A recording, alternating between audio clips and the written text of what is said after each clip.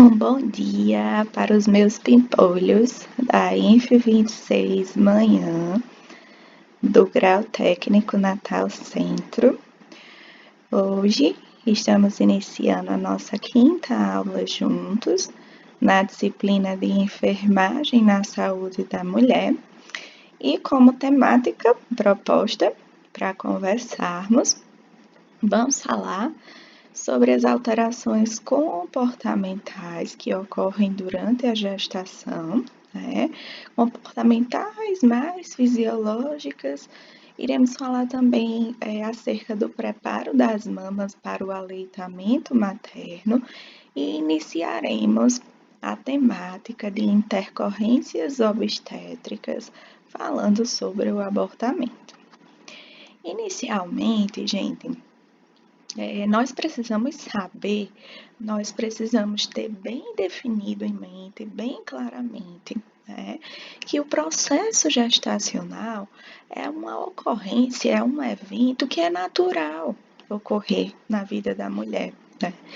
Lembrem-se das nossas aulas anteriores, que nós bem falamos que eu falo nós, né, por ser mulher, mas todas as mulheres, desde a menarca, ou seja, desde a primeira menstruação na vida dela, né, na existência dela, o corpo dela se prepara mensalmente para gestar. É aquele corpo que convive com uma expectativa de a cada mês ocorrer uma fecundação. Não se sabe se essa fecundação ela vai se concretizar, se ela de fato vai ocorrer, mas independentemente disso, o corpo, o organismo da mulher se prepara para isso. E aí, como é um período transitório, né? Essa mulher ela não passa uma vida inteira gestante, né? Não passa a vida inteira grávida. É aquele período que nós vimos por definição científica que dura, né? Tende a durar, né? 37 semanas ou no máximo 41 semanas e 6 dias em se tratando de um bebê que vai nascer a termo, ou seja, no tempo correto. Estamos falando de uma situação em que esse bebê nasce quando está o quê? Pronto para isso, certo? Não é aquele bebê não é aquele bebê prematuro, ou seja, que nasceu antes do tempo. Então, a gestação é sim um fenômeno transitório, né, que ocorre na vida da mulher, mas não é porque é algo transitório, momentâneo, que ele deve ser considerado doença. Muito pelo contrário, é algo fisiológico. E não precisamos ir até muito longe para compreender isso, porque o corpo de nós mulheres prepara-se, cria expectativas, digamos assim, durante todo o mês para que esse evento ocorra. Então, o primeiro ponto de todos que vocês devem fixar aí na mente de vocês é que gestação não é doença, é um evento fisiológico que ocorre na vida da mulher, tá bem? E aí, por ser um período fisiológico, né, não é uma doença, é algo considerado como natural, né, de ocorrência na vida de uma mulher, principalmente quando ela é sexualmente ativa e decide por gestar. Porque nós, seres humanos, mais especificamente mulheres, nós temos o poder de escolha, né? Se queremos nos submeter a uma possível fecundação, seja de ordem natural ou de ordem artificial, né? Me refiro principalmente aos métodos de reprodução artificial, tá certo? Então, se essa mulher opta por gestar, né, ela tem que se preparar, né, para passar esse período gestante da maneira mais saudável possível, principalmente porque ela é responsável, né, pelo corpo não somente dela, né, o funcionamento todo ok, não somente do corpo dela, do organismo dela, mas de uma vida que ela está gerando em seu ventre. né? Então, existem alguns aspectos que nós, enquanto profissionais da área da saúde, precisamos estar bem atentos, né, para orientar essas gestantes. Primeiro de tudo, diz respeito às orientações alimentares, né? Que nós devemos encorajar, devemos incentivar essa mulher a ter uma dieta equilibrada, a ter uma dieta balanceada, digamos assim, né? E até mesmo encorajar, estimulá-la a procurar uma nutricionista, né? Porque o nutricionista, ele é o profissional responsável e devidamente habilitado, por exemplo, para montar, né? Para estudar a situação dessa mulher, né? As condições dela e a partir de tal propor um cardápio, uma dieta, né? Sugerir uma dieta, né? Contendo a quantidade de carboidratos que são necessárias, de proteínas, de micronutrientes, de vitaminas, né? Tudo que é considerado essencial e indispensável para o bom funcionamento do corpo, né? Então, assim, quando eu falo na questão das orientações alimentares, eu me refiro principalmente ao fato de que essa mulher ela precisa ser sensibilizada, né? Ela precisa tomar ciência que ela não pode exagerar em relação a alguns alimentos, bem como ela não pode deixar faltar, né? Se alimentar pouco e se privar de alguns nutrientes, porque isso pode interferir, né, na trajetória da gestação dela, que tem tudo para ser saudável, né? Por exemplo, uma mulher que está gestante, nós temos que ter bastante cuidado com ela no que diz respeito à orientação da ingesta de sal, né? Por quê? Porque a ingesta elevada de sal pode, por exemplo, proporcionar, né, mostrar-se como um fator predisponente para essa mulher desenvolver uma hipertensão arterial sistêmica, dela reter mais líquido durante a gestação, né?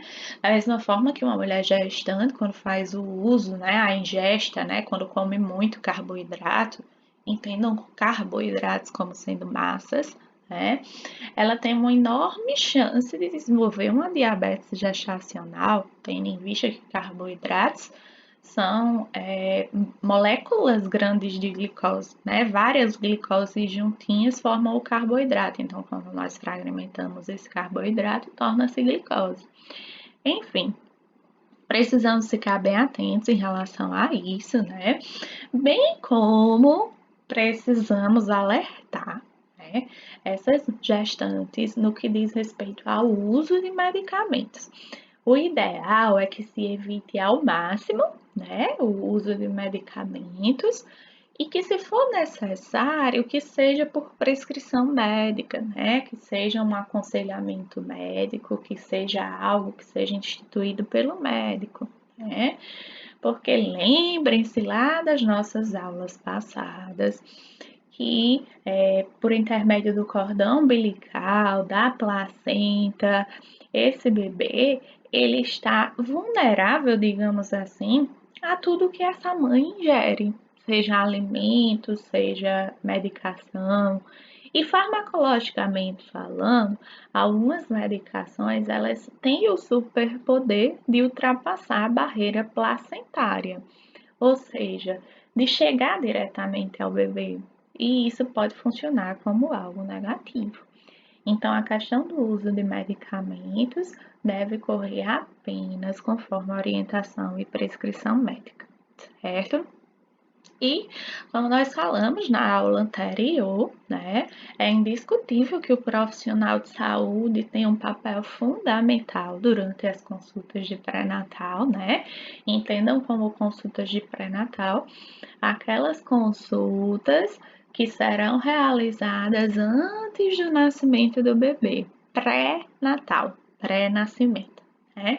E essas consultas, elas são de extrema importância, são indispensáveis de ocorrência, justamente por porque funcionam como o momento, a circunstância, o ambiente, né, mais favorável para que nós, profissionais de saúde, estejamos bem mais próximos desse nosso paciente, dessa nossa paciente, dessa nossa cliente, e possamos fornecer informações concretas em relação a tudo o que diz respeito à gestação, o que envolve essa gestante, o bebê, né, o feto e também o pai.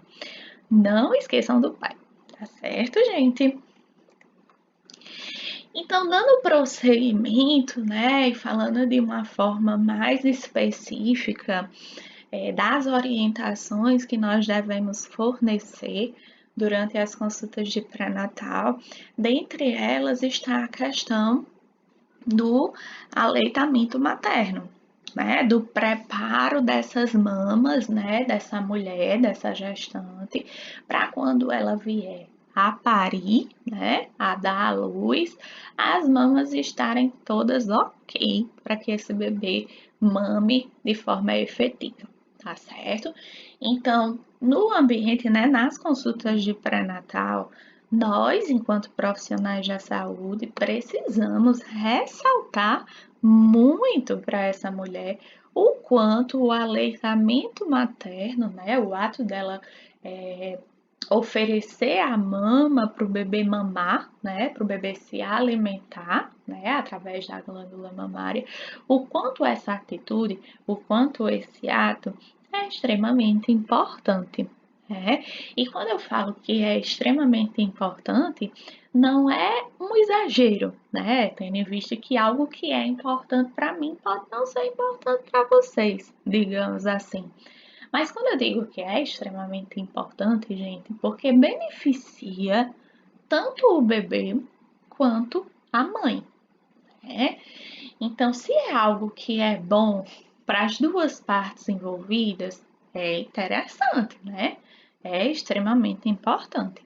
Então, nós precisamos ressaltar qual é essa importância, o porquê que é indispensável que essa mãe promova o aleitamento materno, né? Ela garanta que isso ocorra. E o quão importante é, né, planejar-se para isso. E quando eu falo em planejar-se para isso, eu estou me referindo ao quê? Ao preparo dessas mamas, né, para quando ela parir, poder ofertar da melhor maneira para o bebê. Né? Por que que é interessante? Por que que é importante? Por que que é plausível, é justificável, né? Para a mulher, em se tratando da mulher. Vamos voltar o nosso olhar para essa mulher, né? Por que que é legal para ela amamentar? Né? Através da amamentação, vai ocorrer um fortalecimento do vínculo afetivo entre a mãe e o bebê, né? As meninas da turma que já foram mãe, né? E até mesmo as que não foram, mas se vocês observarem o quão magnífico, o quão maravilhoso, o quão mágico é observar o momento em que está ocorrendo o aleitamento materno, como é a sintonia que acontece entre a mãe e o seu bebê. Né? Independentemente do lugar que eles estejam, na frente de quem for. É um momento muito mágico em que rola, né? Em que acontece, literalmente, o olhar, a troca de olhares entre a mãe e o bebê, olho no olho, né? É um momento de muita ternura, né? É um momento de muito amor, né?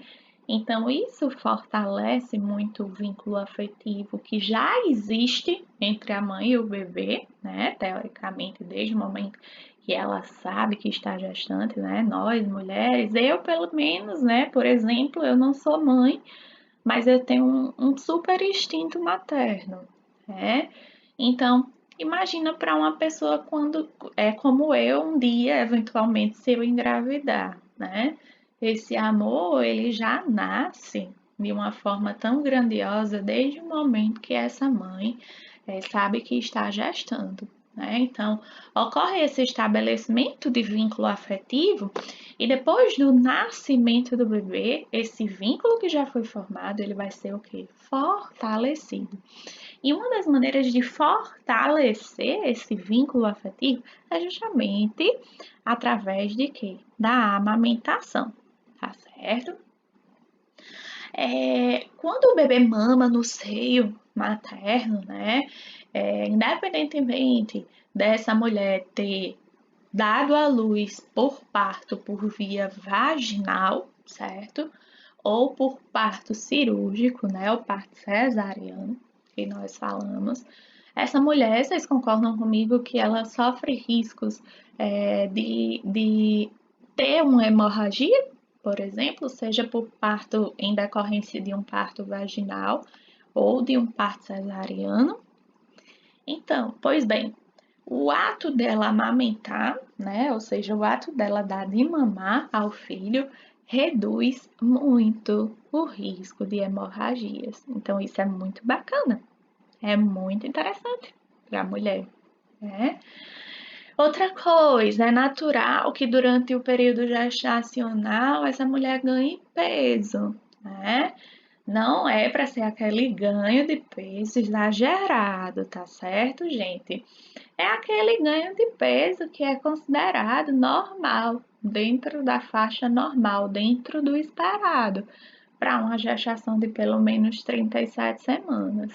Como falamos nas aulas anteriores, o esperado, né, o que se espera é que essa mulher ganhe peso de 9 a 12 quilos no máximo. É o ganho ponderal aceitado, tá certo?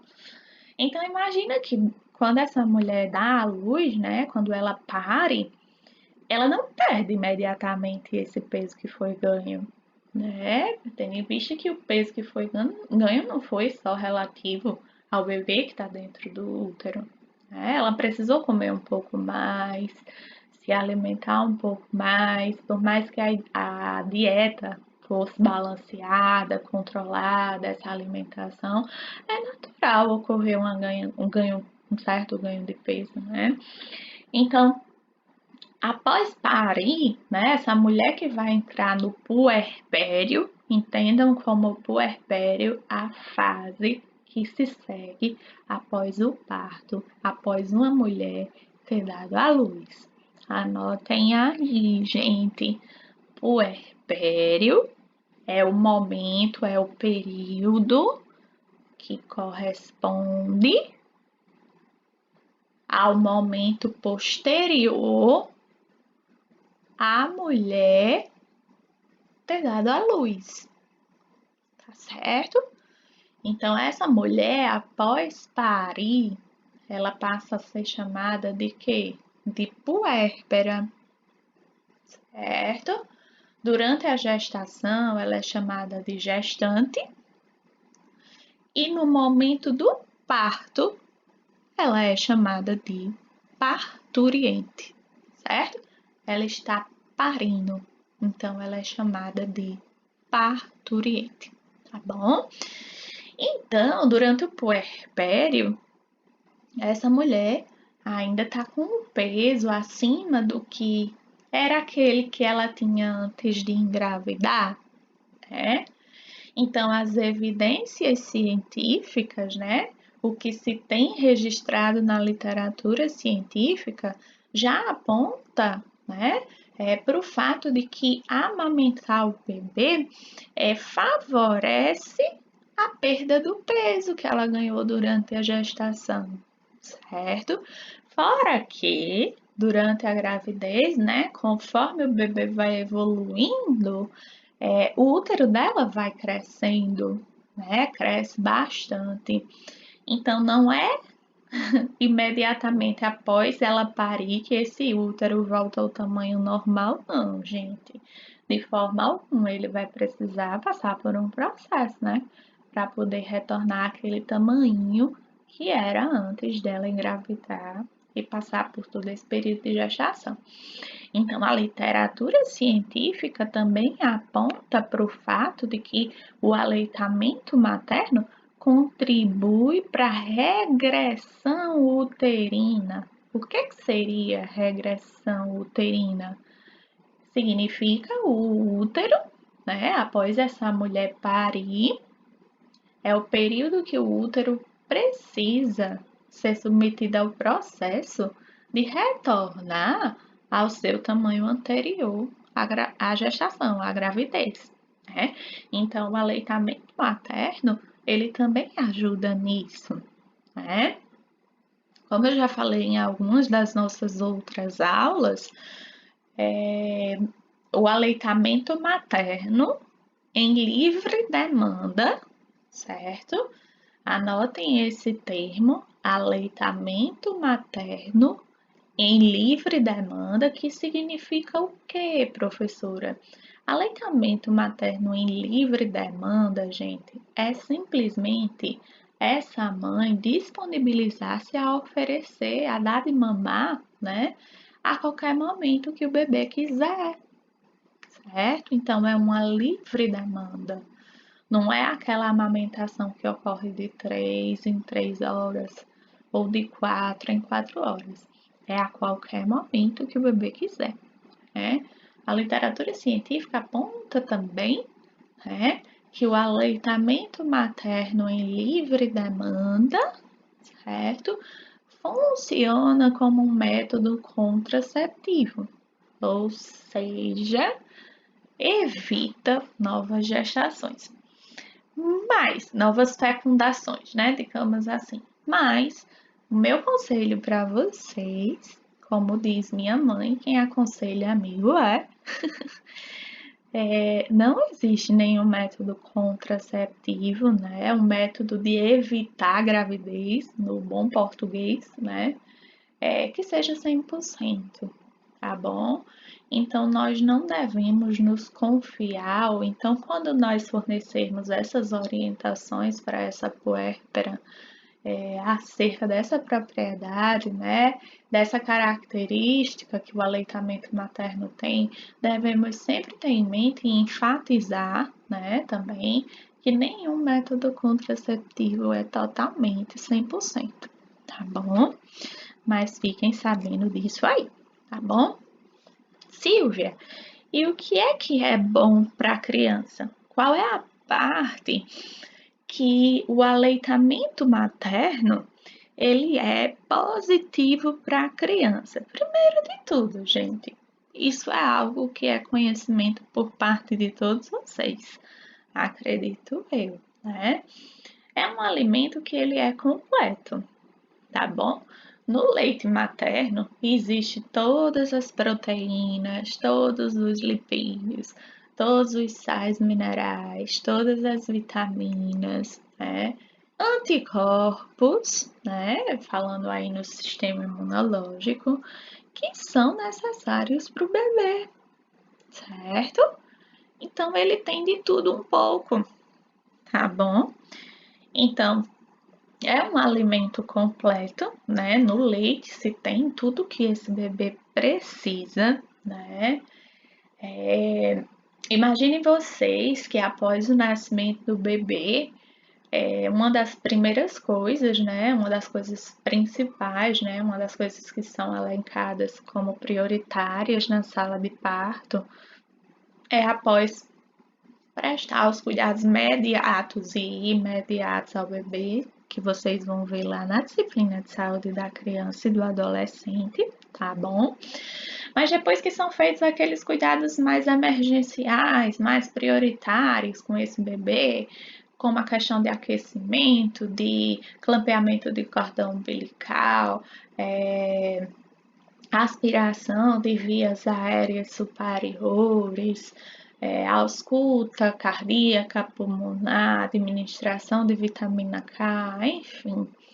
Uma das coisas que são feitas, né, logo depois de todos esses procedimentos, é justamente colocar o bebê sob o tórax da mãe, né, e estimular ele a mamar, né?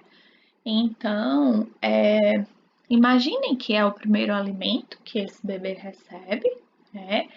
E se nós pensarmos pela lógica, nós seres humanos, né, se nós comemos, nós eliminamos por meio da evacuação, né, por meio das fezes, o que não é aproveitado no nosso corpo, digamos assim. Da mesma forma ocorre com o bebê, certo? Esse leite materno que chega até o trato gastrointestinal dele é submetido à digestão e absorção de todos os nutrientes que são importantes, que são necessários, né?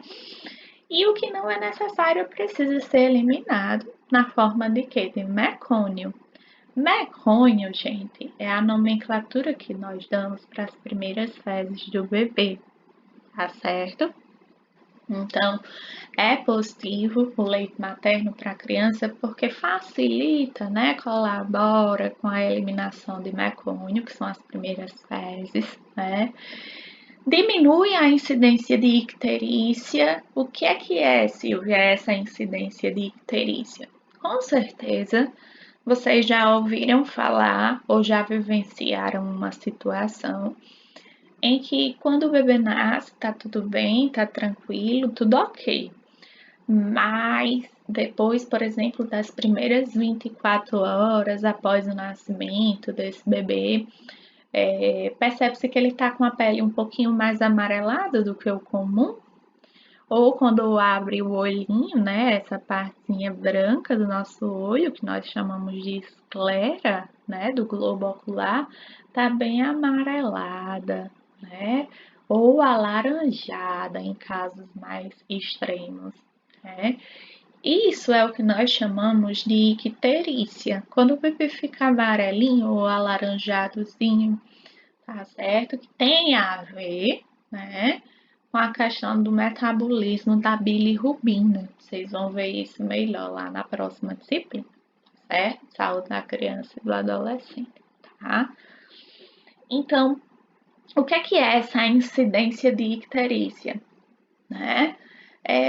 O aleitamento materno ele vai diminuir essa incidência, ou seja, diminui os casos, diminui a probabilidade de ocorrência de casos de icterícia, tá certo?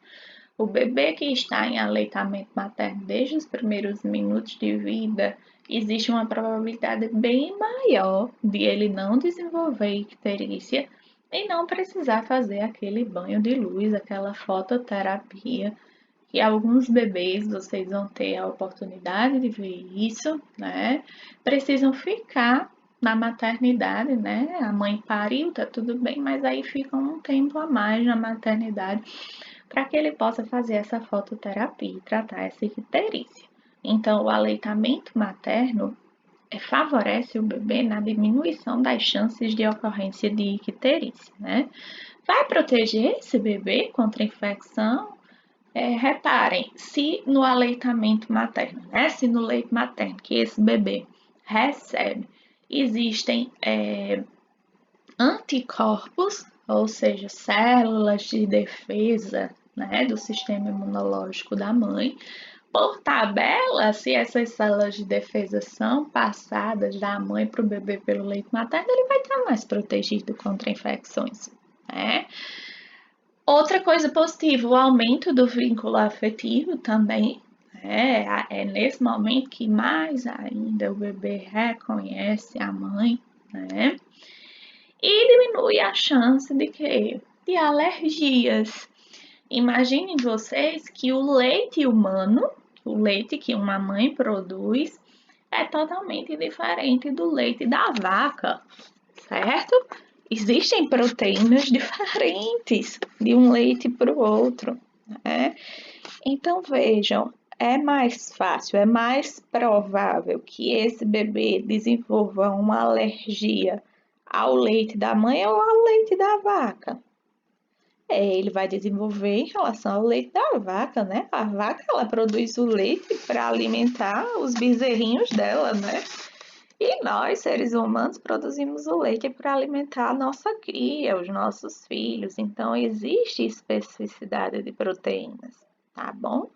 Então, o leite materno, ele diminui esse risco, né? As chances de ocorrência de alergias, tá bem?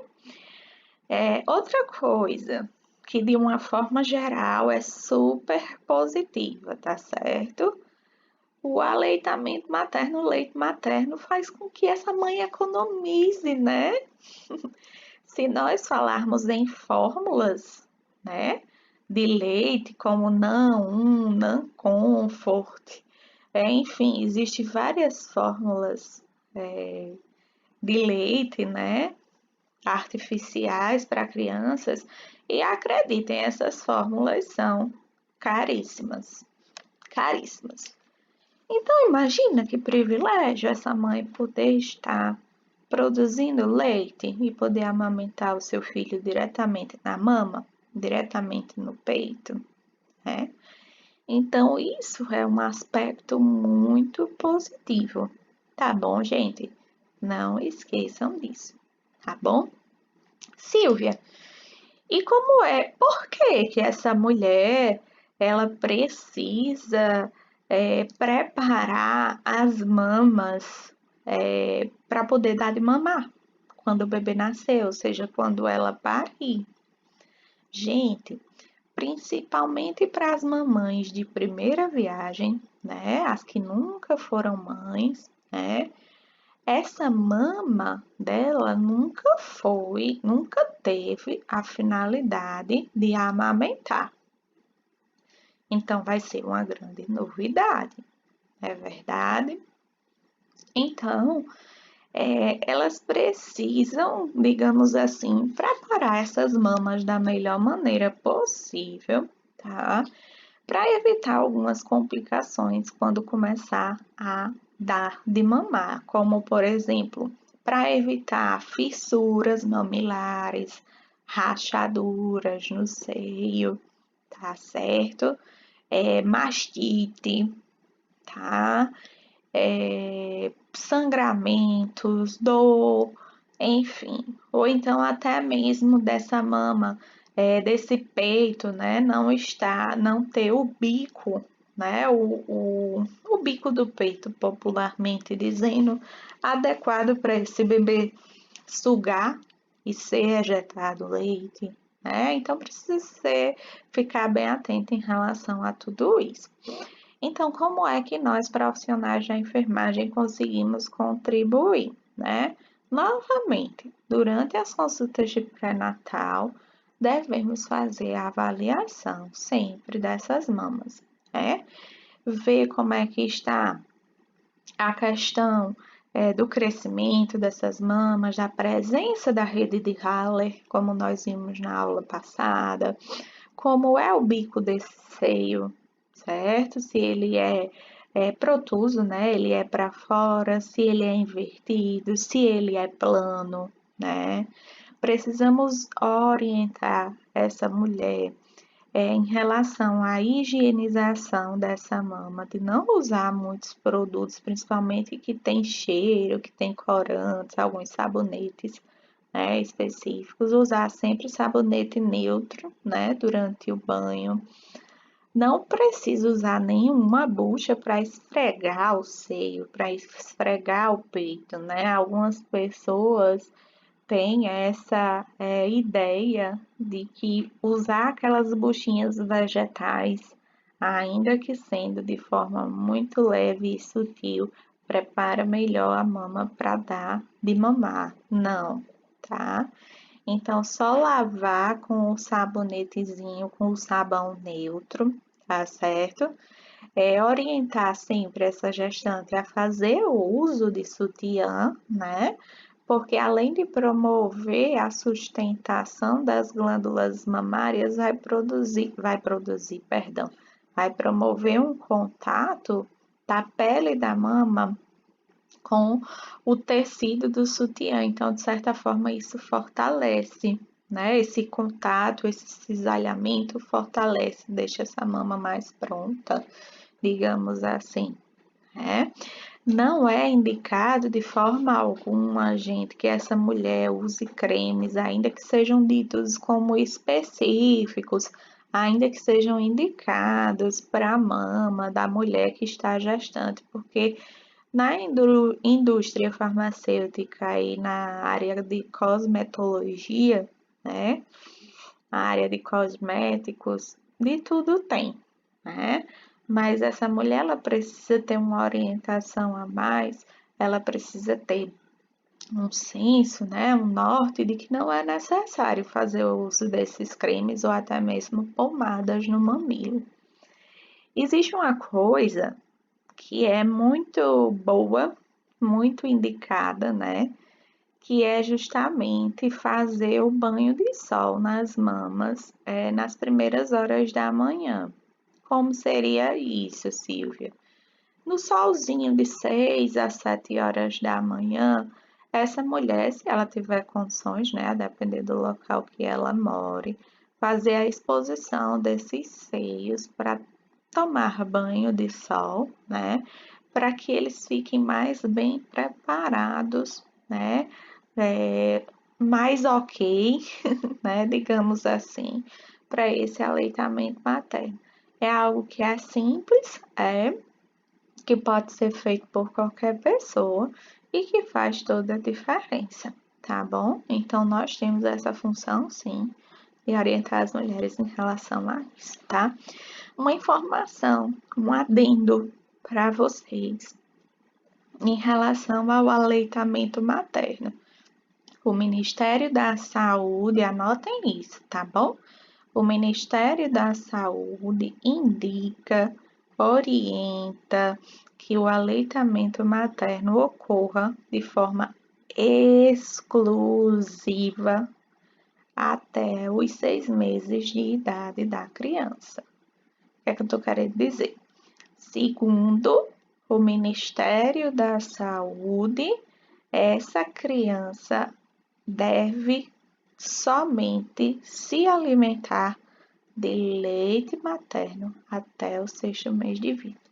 Professora, meu bebê tem 2 meses, ele mama, mas eu dou água para ele. Não precisa. A água que ele precisa já está no leite, tá bom? Professora, meu bebê tem 4 meses, mas eu ofereço chazinho de camomila para ele. Não precisa. Como o próprio nome fala, aleitamento materno exclusivo. AME, tá? AME, aleitamento materno exclusivo. O bebê só deve único e exclusivamente mamar até os 6 meses de idade. Aí vocês vão ver lá na disciplina de saúde da criança que a partir do 6º mês de idade, né, começa a ser feita a introdução alimentar, tá bom? Mas até os 6 meses, somente aleitamento materno, tá bom, meus filhos? E agora, entrando um pouquinho, né, vamos falar um pouquinho, vamos fazer uma introdução às intercorrências obstétricas, tá bom? Vamos iniciar na aula de hoje e vamos dando continuidade na aula de segunda-feira, tá certo? E aí, para falarmos em intercorrências obstétricas, a minha proposta foi falarmos sobre abortamento, inicialmente, né?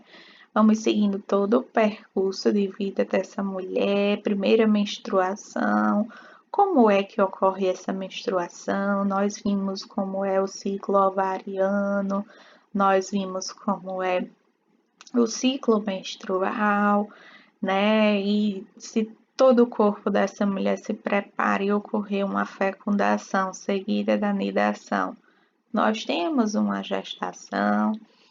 Vimos os principais aspectos, né, as principais alterações fisiológicas comportamentais, que ocorrem durante a gestação com essa mulher, tá bom?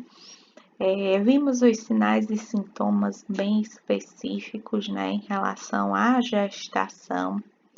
Vimos algumas alterações que são bem concretas, né, que conseguimos verificar, né, quando olhamos para uma mulher gestante como cloasma gravídico, linha negra, né, alterações fisiológicas como hiperêmese gravídica, enfim. Hoje falamos o quão importante ocorrer o preparo dessas glândulas mamárias para o aleitamento materno, né? Tudo isso considerando uma mulher que está o quê? Gestante, que está grávida. Mas nem sempre essa gestação, infelizmente, tem como prosseguir, gente. Pode acontecer alguma intercorrência, né, no decorrer desse contexto, e aí acaba por causar o que? A interrupção da gestação, né? E aí a essa interrupção da gestação, né, do período gestacional, nós damos o nome de abortamento, tá bom? E aí, para ser mais específica, né, mais clara com vocês, cientificamente, nós definimos o aborto como sendo aquele evento em que há a expulsão ou retirada, né, do feto antes da 20ª semana de gestação, né? Lembrem-se sempre que uma semana um mês, perdão, na obstetrícia equivale a 4 semanas. Então, se eu tenho 20 semanas, provavelmente nessa pessoa tem o quê? 5 meses. Então, o abortamento consiste nessa expulsão ou retirada do feto antes que seja completadas 20 semanas, certo? Então, até 20 semanas, de 20 semanas para trás, certo? O que é que a gente tem se for expulsado ou retirado esse embrião ou feto? Configura um abortamento, né? E que tenha um peso inferior a 500 gramas. Cuidado, prestem atenção nisso. Se eu estou dizendo que foi feita uma expulsão natural com 22 semanas, uma mulher estava com 22 semanas de gestação. Silvia, isso é um aborto? 22 semanas de gestação? Não, porque por definição, aborto é quando ocorre a expulsão ou retirada do feto ou embrião até 20 semanas. Ou seja, de 20 semanas para trás. Para mais de 20 semanas já não configura um abortamento, certo? E aí nós precisamos voltar o nosso olhar, nossa atenção, né? O porquê que é interessante, o porquê que é importante estudar sobre abortamento, porque é uma das principais causas, gente, de morbimortalidade materna. Ou seja, é uma das principais causas da determinação, de adoecimento dessa mulher, por exemplo, uma infecção por um aborto retido, e aí essa mulher adoece e vem a morrer em decorrência dessa complicação ou desse adoecimento, certo? Então, um dos maiores índices de morbimortalidade materna, ou seja, morte, a ocorrência de morte em decorrência de alguma doença materna, resulta de abortos, né? 15 a 20%, né, das gestações, infelizmente, acontecem esse evento de abortamento, tá bom? Então, precisamos ficar bem atentos em relação a isso, tá certo? Em relação ao abortamento, nós temos uma classificação. O aborto, de uma forma geral, ele pode ser classificado como um abortamento precoce ou um abortamento tardio. Entendam como um abortamento precoce. Precoce aconteceu muito cedo e tardio aconteceu já ligeiramente tarde em relação à gestação. Essa é a classificação geral, tá certo? Então, nós denominamos, né, nós damos a nomenclatura de abortamento precoce quando essa retirada ou expulsão do feto, ela ocorre até a 13ª semana de gestação, tá certo? Lembrem-se, aborto é aquele evento que ocorre até a 20ª semana de gestação, tá certo? E aí, se esse abortamento ocorre até a 13ª, é muito cedo, então ele é chamado de abortamento precoce. Já a partir de 13 semanas para frente, ainda passando um pouquinho das 20 semanas, tá certo? Se ocorrer abortamento, ele é classificado de uma maneira geral como sendo tardio, tá certo? É só pensar que o que é precoce acontece muito cedo e tardio já não é cedo, já é mais tarde. Então, o abortamento que acontece muito cedo é aquele que acontece até a 13ª semana gestacional, tá bom? E o abortamento tardio é aquele que acontece a partir da 13ª até a 22. Dá uma esticadinha, tá certo? Mas também existe uma classificação em relação ao aborto, né, o abortamento, segundo a forma clínica, certo? Segundo o cenário, segundo as características, né, que vem a dizer como esse aborto aconteceu ou não. Como assim, Silvia? Vamos falar, gente, da classificação segundo a forma clínica, partindo da mais simples, certo? Da menos grave. E aí nós, ao decorrer do tempo, nós vamos agravando um pouco mais, tá certo? Então, a classificação, gente, lembrem-se, não é uma classificação geral aqui, é uma classificação segundo a forma clínica, ou seja, segundo os principais sinais e sintomas, segundo o que as manifestações clínicas desse abortamento, tá bom? Então, o mais simples, o que é que nós temos? A ameaça de aborto. O que vai configurar aquela ameaça, o que a gente chama de ameaça de aborto? É aquela gestante que percebeu que está com um pequeno sangramento, estava tudo bem, ela está sendo acompanhada pelo GO dela, né, que é o ginecologista e obstetra, né, e estava tudo bem, até que apresentou um pequeno sangramento, mas não sentiu nenhuma contração, certo? Mas aí para uma mulher gestante já é aterrorizante, né? Verificar a ocorrência de sangramento. Aí ela logo procura o médico, né, para ser avaliada, para ver se está tudo bem com ela, com o bebê, enfim.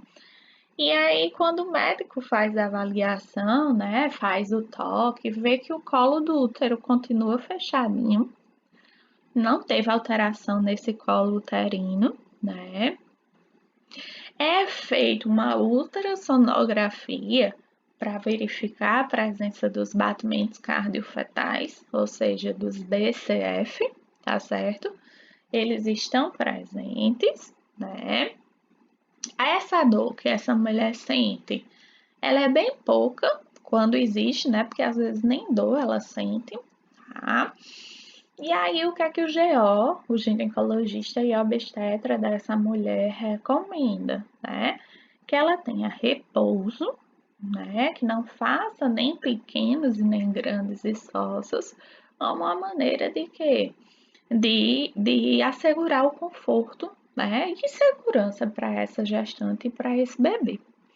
Então, a ameaça de aborto ainda não aconteceu, tá bom? O aborto o corpo dessa mulher está dando sinais de que, se ela não der um passinho para trás, se ela não passar a se cuidar um pouco mais, pode abortar. Então, é ameaça de aborto. Pequeno sangramento, dores discretas, quando presentes, porém, colo do útero preservado, sem nenhuma alteração, continua fechadinho. A ultrassonografia, quando é feita, batimentos cardiofetais presentes, certo? E a recomendação geral, né, por parte de nós, trabalhadores, né, profissionais da saúde, é que essa mulher se mantenha em repouso, para que ela fique mais confortável e tenha uma segurança maior dela e do bebê, para ela e para o bebê, tá certo? Abortamento inevitável. Vixe, aqui não é só um aviso, não. Não é só uma ameaça de aborto, não. É aquele aborto que, de fato, ele vai acontecer e não tem como evitar, tá certo? Quais são as principais características clínicas desse aborto que é inevitável, que eu não tenho como impedir de acontecer, né?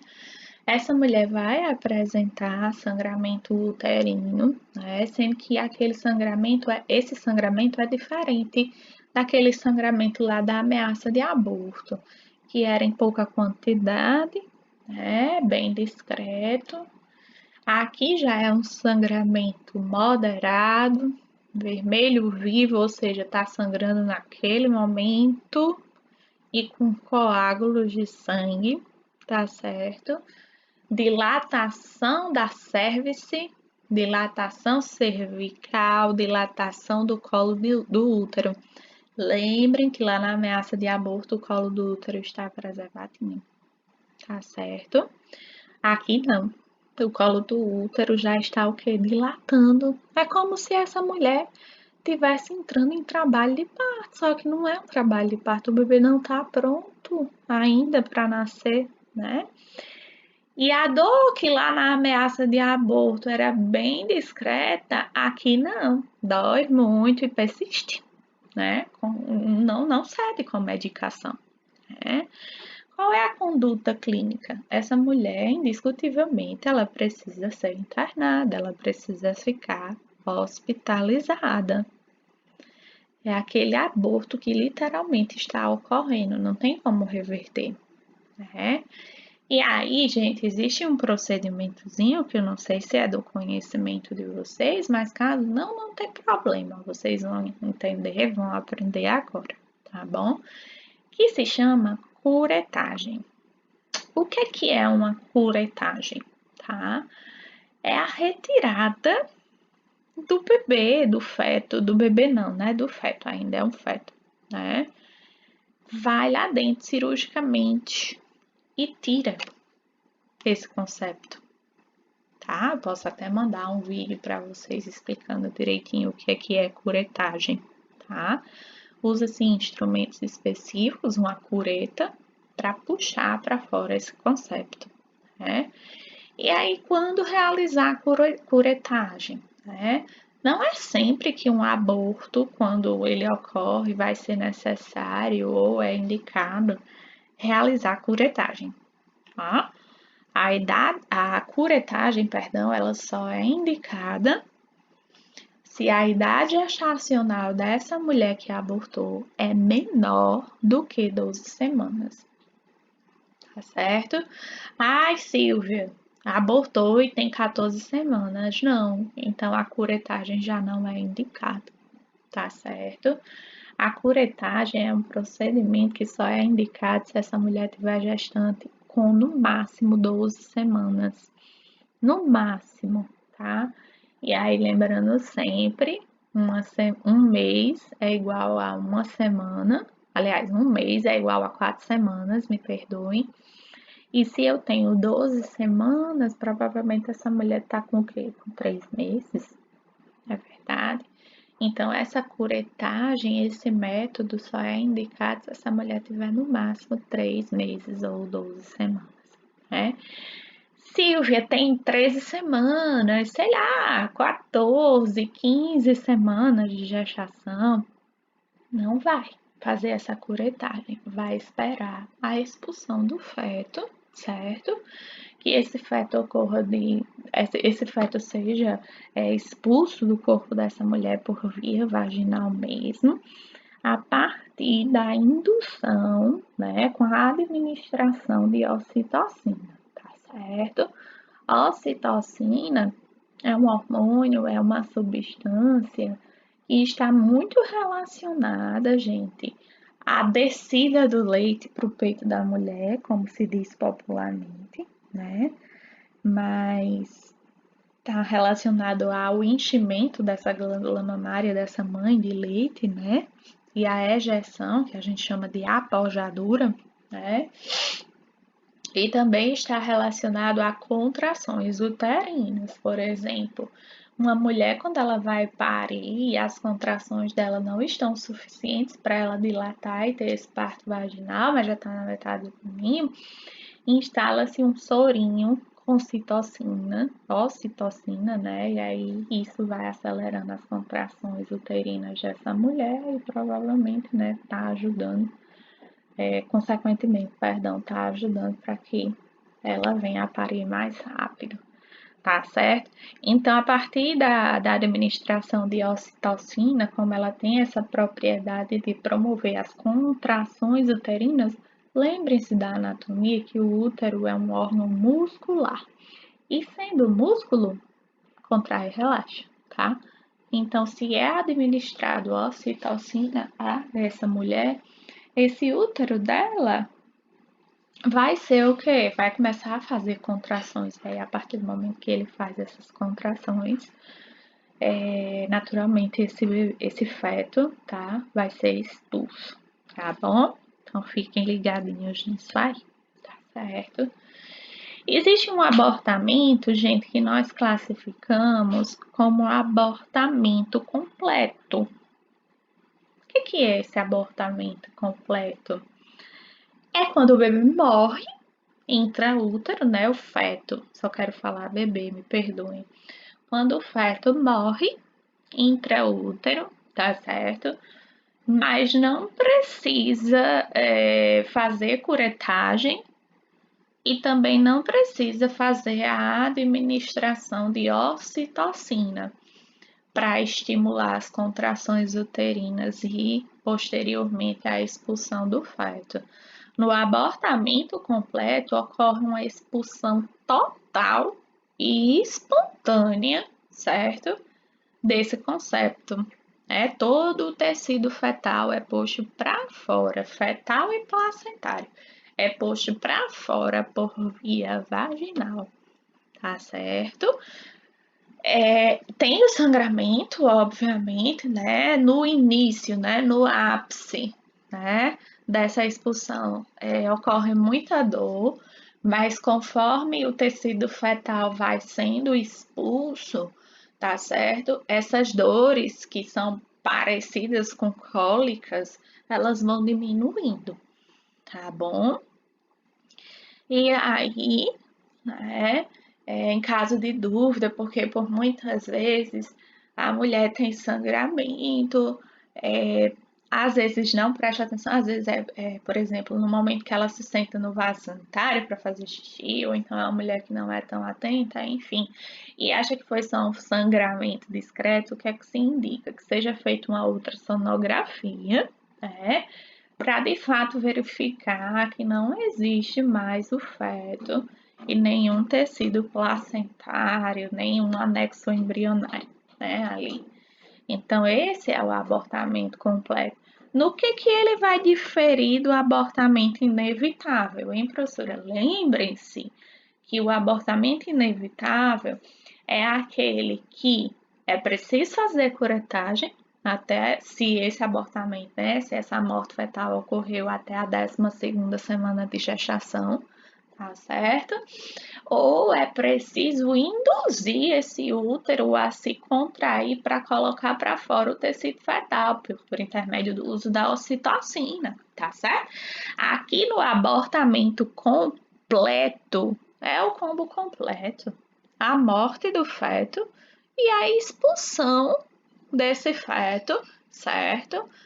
De forma espontânea, vai sair por via vaginal, tá bom?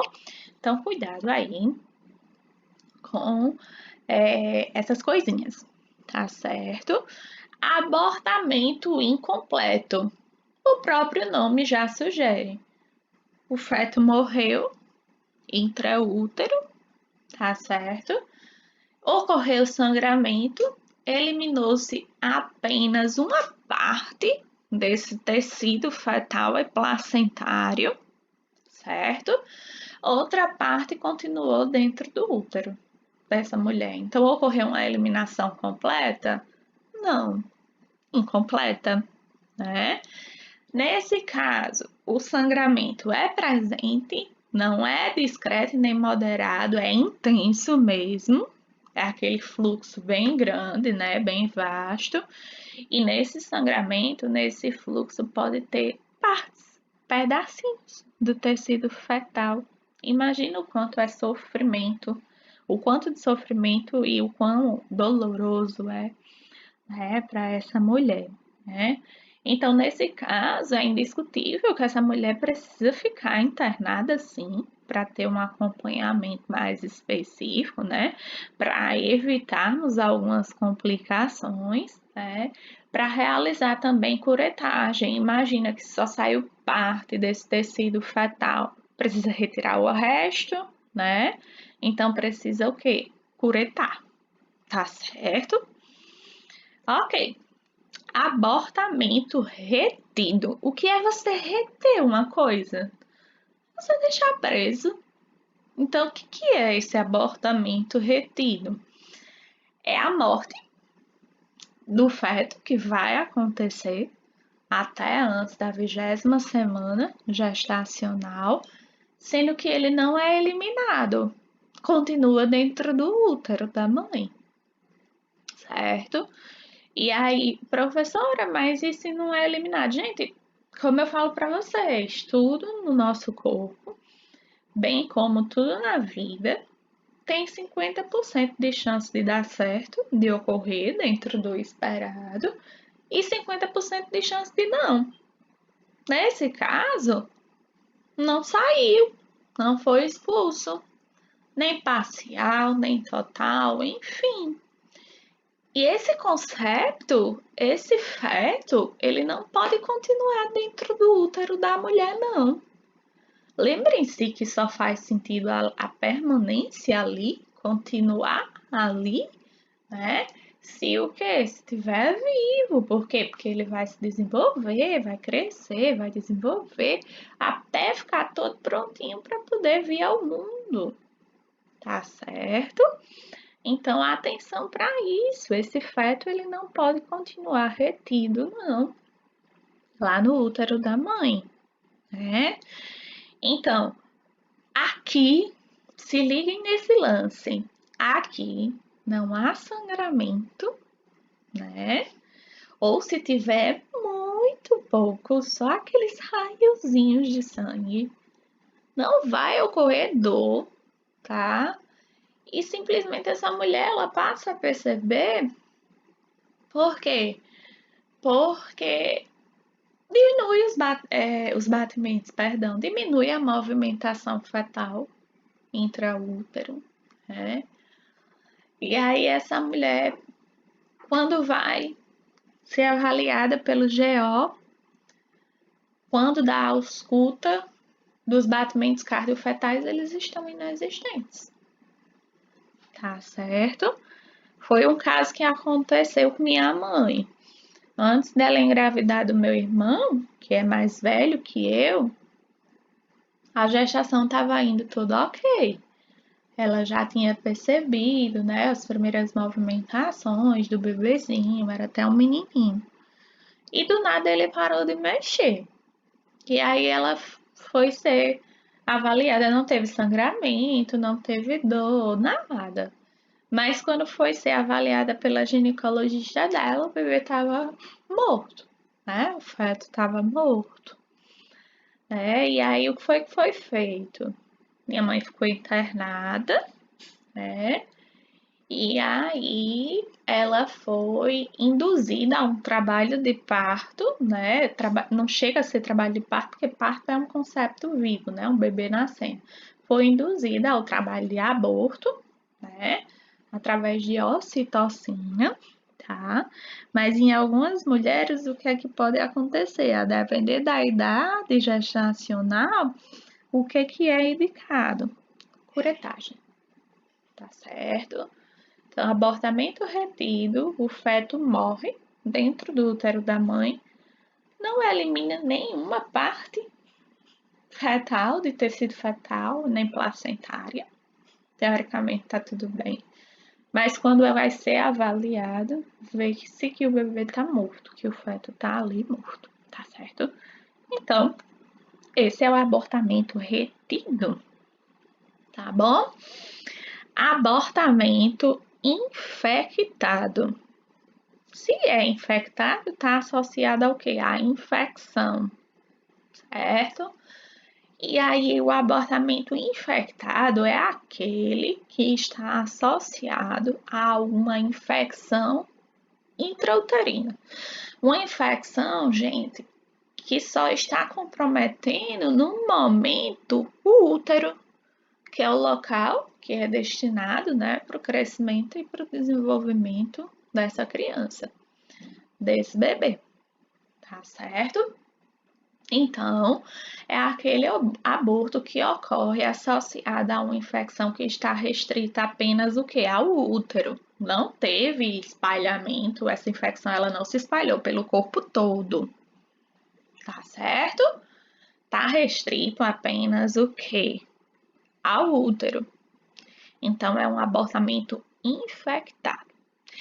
Diferente do abortamento infectado, nós temos o abortamento o quê? Séptico. O que, Silvia? Séptico, como assim? Séptico, gente, vem da palavra sepse. Anotem aí no caderninho de vocês.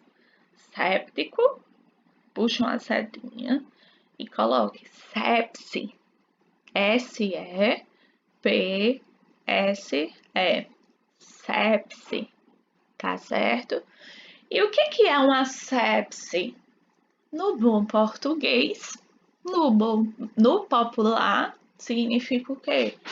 Uma infecção generalizada, tá certo?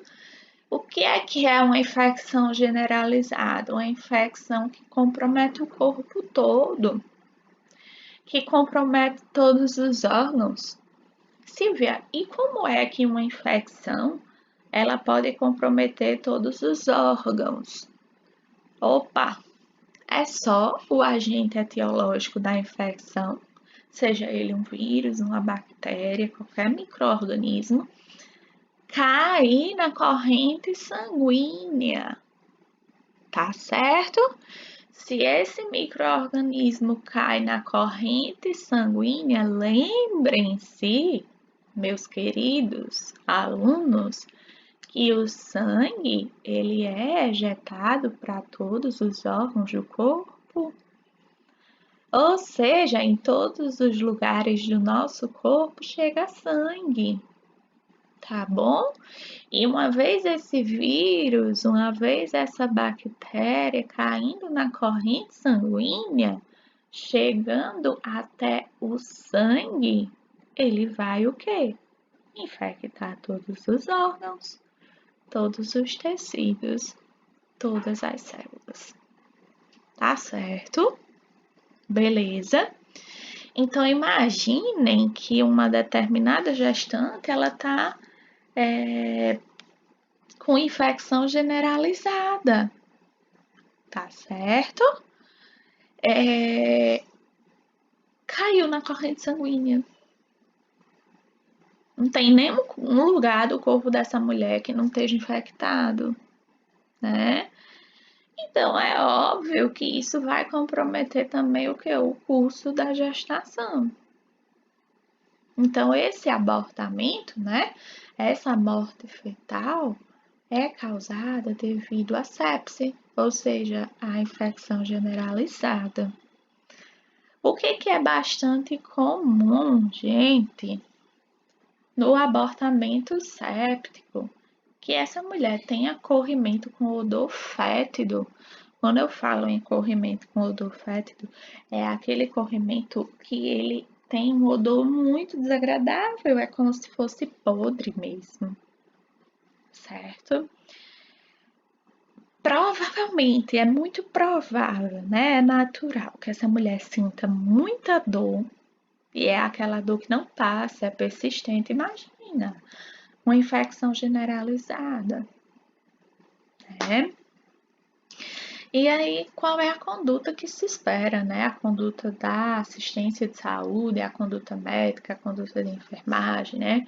Precisa de rapidez e de agilidade, né? Porque essa mulher abortou, o feto já veio a óbito, mas se nós não prestarmos uma assistência rápida para ela, de forma ágil, ela vai vir a óbito, tá certo? Não deu para salvar o bebê, o feto, e também pode não dar para salvar a mãe, tá certo? E aí precisamos fazer uma restituição da volemia, tá? Quando eu me refiro a fazer uma restituição, perdão, da volemia, eu estou me referindo ao quê? Certo? A manter controlado os níveis de sangue dessa pessoa. Fazer o uso de antibiótico, de ATB, se a causa da infecção generalizada for o quê? For uma bactéria, tá bom? Lembrem-se lá da farmacologia que bactéria, doença bacteriana, ela só regride a partir do uso de medicamentos que são chamados antibióticos, tá bom? Então, se a causa dessa infecção generalizada dessa mulher é uma bactéria, instituir antibiótico terapia, ou seja, instituir o tratamento farmacológico com base em quê? Em antibiótico por via parenteral. O que é uma via parenteral? Na farmacologia, nós temos duas grandes vias de administração de medicamentos. Via enteral, que é aquelas vias que passam pelo trato gastrointestinal, como por exemplo a via oral. Um comprimido que a gente chama, né? Via oral. É uma via enteral. Via parenteral são todas aquelas vias que não passam pelo trato gastrointestinal. Tá bom? Então, como via parenteral, nós temos o quê? A via endovenosa ou intravenosa, tá certo? Temos qual outra via? Intramuscular. Temos a via subcutânea, tá bom? Mas no caso grave desse aqui, como de abortamento séptico, tá bom? É necessário fazer o uso de antibióticos se a causa, tá? Desse abortamento séptico, se a causa dessa sepse, dessa infecção generalizada, tiver sido o quê? Ser o quê? Uma bactéria. Por via parenteral, a gente vai escolher, né, dentre essas vias parenterais, obviamente, a via endovenosa, tá certo? Vamos escolher a via endovenosa, que é na veia, né, dentro da veia, por ser uma via mais rápida. O medicamento caindo na corrente sanguínea já vai disparando o efeito de ação dele. Não precisa sofrer metabolismo de primeira passagem, por exemplo, né, que é passar pelo fígado para poder disparar o efeito dele. É uma via rápida, né, uma via segura. E como é algo muito emergencial, não dá para a gente esperar. Tem que fazer o quanto antes. Beleza, gente? Ok. O abortamento espontâneo, né? O que é que nós temos como que é classificado como abortamento espontâneo? Geralmente, gente, o abortamento espontâneo, ele ocorre devido a algumas causas embrionárias, ou seja, mais especificamente está relacionado ao quê? A má formação congênita desse bebê, né? Anomalias da placenta, essa placenta ela foi até formada, ela foi até gerada, né? Mas não de uma forma, o que? 100% dentro do padrão de normalidade, né? O que é que pode causar um abortamento espontâneo? Defeitos de células germinativas. Quando eu falo células germinativas, eu estou me referindo, por exemplo, ao ovócito 2 da mulher e o espermatozoide do homem, tá? Lembrem-se que para tudo na vida existe um padrão de normalidade, que é o que nós chamamos de fisiológico, e existe um desvio desse padrão de normalidade, né? Que pode ser o que não é fisiológico, vai ser o que? Patológico. Ainda que essas células germinativas, né? Essas células reprodutivas, né? Ovócito 2 e espermatozoide, não tenham sido formados de forma bonitinha, ok? Pode acontecer a fecundação, nem tudo na vida a gente tem o controle, né? Mas aí, por exemplo, esse feto, esse bebê, ele vai ser inviável. Então, ocorre um abortamento espontâneo, né? Às vezes, alguns distúrbios cromossômicos, lembrem-se sempre que cada célula germinativa, cada célula reprodutiva, tem 23 cromossomos. Nós, enquanto indivíduos, temos 46 cromossomos, 23 cromossomos nossos vieram das nossas mães, né? E 23 vieram do pai, tá bom? E aí, o que é que pode acontecer? Se por algum acaso, né, na divisão dessas células germinativas não ficou 23 e 23, obviamente, quando fizer a fecundação, esse concepto ele não vai ter 46 cromossomos posteriormente, né? Então, isso é o que configuram os distúrbios cromossômicos, que existem inúmeros, né? Isso a genética explica bem direitinho, e alguns também são inviáveis, né? E aí acaba por causar esse abortamento espontâneo, né? Causas maternas, como por exemplo insuficiência hormonal. Como que seria essa insuficiência hormonal? Nós vimos lá na aula, né, de ciclo ovulatório, ciclo ovariano, né, ovulatório, perdão, e na aula de ciclo menstrual, que essa mulher, quando ocorre uma fecundação no corpo dela, quem é que entra em jogo? FSH e LH, que são responsáveis por tocar aqueles 14 primeiros dias do ciclo da mulher, né, para ocorrer a ovulação, enfim. Eles saem de cena e quem entra em cena vai ser quem? Estrogênio e progesterona, para montar todo o cenário uterino, para que fique o que? Viável para uma gestação, tá certo? E aí, uma vez ocorrendo a fecundação, a anidação, estrogênio e progesterona também continuam em alta. Depois de um tempo, passa a ser produzido a gonadotrofina coriônica humana, que é um hormônio também, e eles precisam ser mantidos em níveis ok para que essa gestação siga o curso normal. Então, imagine que se tiver alguma insuficiência por parte de um desses hormônios, pode comprometer, né, a gestação e acabar causando um abortamento espontâneo, né? Alterações anatômicas do útero, né? Nem todos os úteros das mulheres eles têm o posicionamento ok, tem alguns que são mais lateralizados, outros são invertidos, e isso pode comprometer sim o processo de uma gestação. Doenças sistêmicas, né? Doenças que comprometem todos os órgãos, como por exemplo, né, uma sepse, como falamos recentemente, infecções sexualmente transmissíveis, como a sífilis, né? Causada lá pelo treponema pallidum, né? Pode ser extremamente negativo para esse bebê que está sendo gerado intraútero, né? Então, isso pode gerar um abortamento espontâneo, né? Se essa mãe, ela for comprometida, né, com toxoplasmose, rubéola, que são doenças, né, também pode interferir no curso da gestação, né, a prática de tabagismo, tem algumas mulheres que fumam e não conseguem parar de fumar, mesmo estando gestante, isso pode comprometer totalmente o crescimento e o desenvolvimento do bebê.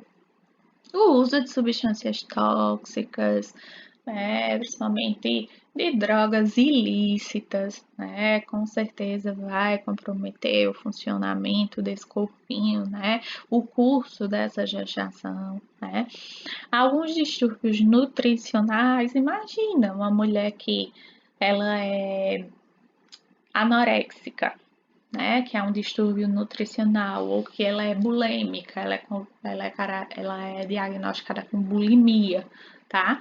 Isso também pode comprometer na gestação, né, e aí acabar gerando o que? Um abortamento espontâneo, né? E fatores psíquicos complicantes, né? Algumas pessoas que têm alguns diagnósticos psiquiátricos, elas precisam fazer o uso de determinados medicamentos que são considerados, perdão, como sendo altamente teratogênicos, certo? O que, que são medicamentos teratogênicos? Medicamentos que contribuem para um processo que nós chamamos de teratogenia, tá certo?